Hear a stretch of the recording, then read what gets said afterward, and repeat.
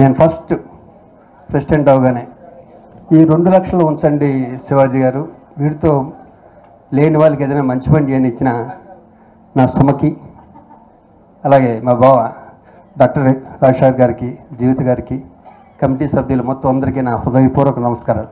ప్రత్యేకించి బాలు గారి పాదాభివందనాలు, అలా కోటాబాబాకి. ఈ కమిటీ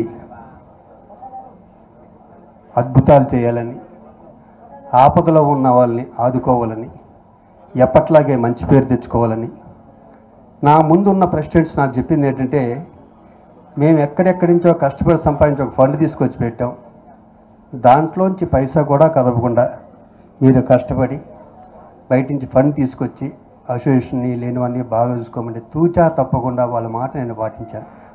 అలాగే నా రాబోయే కమిటీ కూడా అవసరమైతే తప్పితే, లేకపోతే ఫండ్ బయట నుంచి ఇంక్రీజ్ చేయమని, దానికి నా వంతు సహాయం ఏదికి అవసరం వస్తారని. అంతేకాదు నన్ను మీరందరూ గుండెల్లో పెట్టి చూసుకుంటారు ఇక్కడ వాళ్ళందరికీ నేను మనస్ఫూర్తిగా పాదాభివందనాలు జరుపుకుంటూ, ఎప్పుడు ఏ అవసరం వచ్చినా అర్ధరాత్రి 12 గంటలు ఫోన్ చేసినా సరే, నేను మీ ఇంటికి రమ్మంటే ఇంటికి, హాస్పిటల్ రమ్మంటే హాస్పిటల్కి వస్తానని.